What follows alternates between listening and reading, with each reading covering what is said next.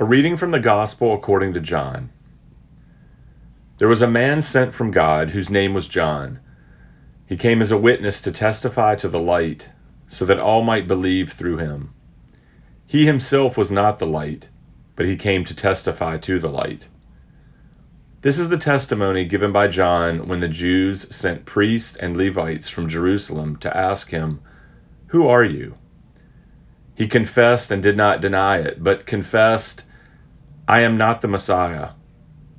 And they asked him, "What then? Are you Elijah?" He said, "I am not." "Are you the prophet?" He answered, "No." Then they said to him, "Who are you? Let us have an answer for those who sent us. What do you say about yourself?"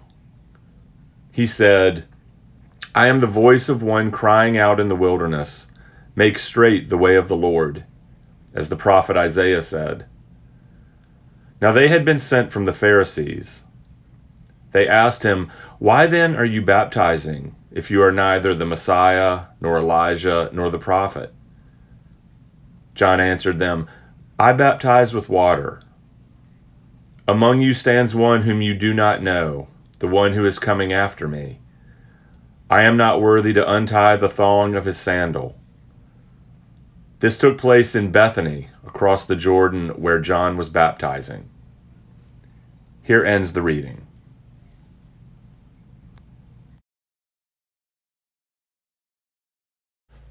Let me start with a question.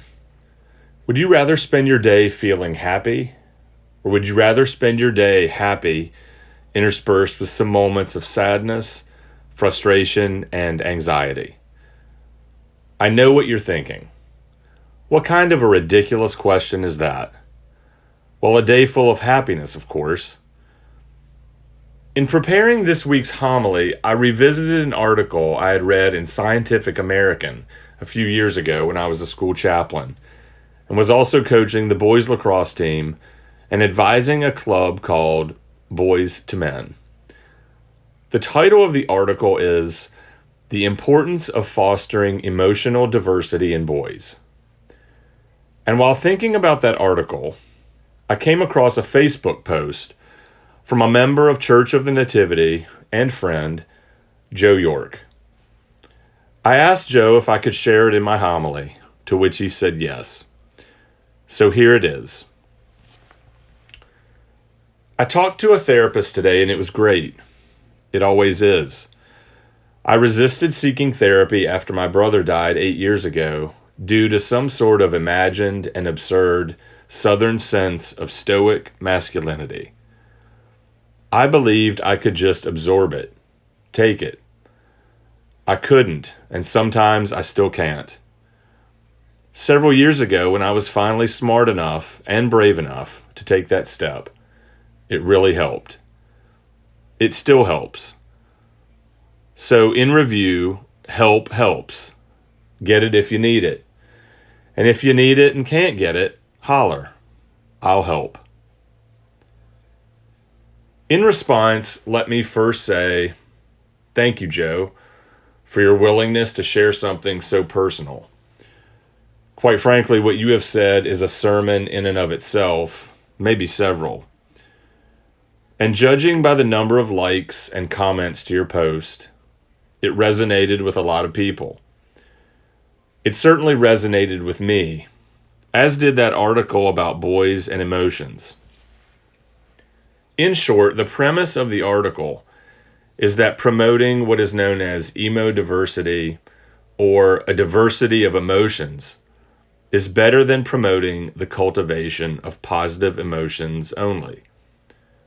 In other words, experiencing different emotions leads to greater mental and physical well-being and overall healthier people. Yet research suggests that we tend to stifle emotional diversity and the expression of emotion with boys, with one exception that we tend to cultivate and reinforce, and that is anger. The unfortunate image I have in my mind is of the Texas high school football player who recently made the national news for running back onto the field after being ejected from the game in order to attack the referee. I remember a study from a psychology class that I once took that noted the different responses of fathers when their children were learning to ride a bike. More often than not, when a little boy fell off a bike and began to cry, he was discouraged from doing so, but was encouraged to wipe away his tears, get back on the bike, and try again. Admittedly, there is something to be said for teaching resilience. On the other hand, little girls who fell off the bike were comforted much more and allowed to cry.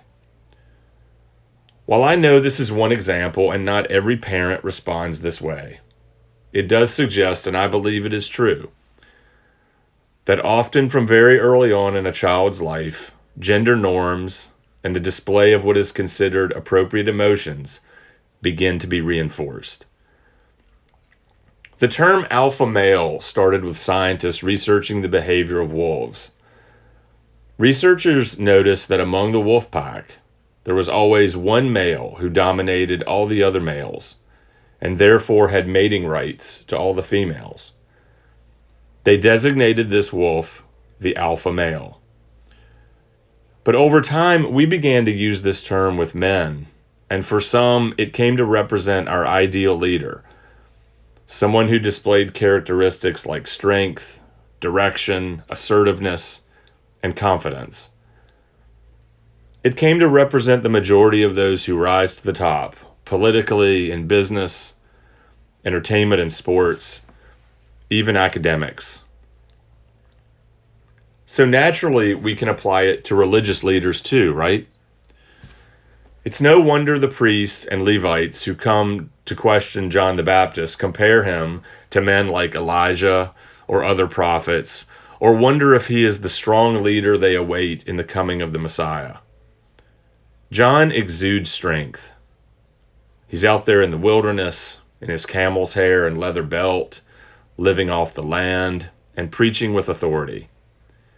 He's alpha male all the way. They ask him, "Who are you?" He confessed and did not deny it, but confessed, "I am not the Messiah." And they asked him, "What then? Are you Elijah?" He said, "I am not." "Are you the prophet?" He answered, "No." Then they said to him, "Who are you? Let us have an answer for those who sent us. What do you say about yourself?" He said, "I am the voice of one crying out in the wilderness, 'Make straight the way of the Lord.'" Feeling frustrated and impatient, he then surprises them again. "I'm not the one you're looking for. That one is coming after me. I'm just helping to prepare the way. The alpha leader you are looking for is coming after me." Or is he? Let's see. Jesus teaches and preaches with authority, casts out demons, overturns the tables and drives the money changers out of the temple, calms storms, and raises the dead. Seems to be pretty convincing alpha behavior to me. And yet, Jesus refuses to accept status or acquire possessions, eats and parties with social outcasts, and is frequently in the company of women, some of ill repute. Not to have some sort of physical relationship with them, though, but instead to honor and affirm them.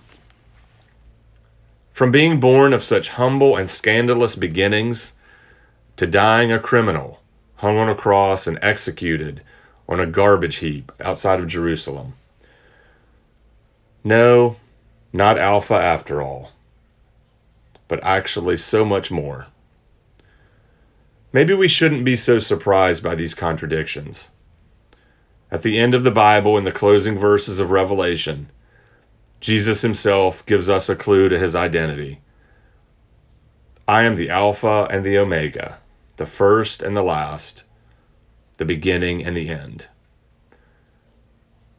Jesus represents a different type of leader, a servant leader, a leader with authority and power, but also vulnerability and empathy and compassion, who in his humanness displays anger, yes, but also fear and sadness, and who weeps at the death of his friend.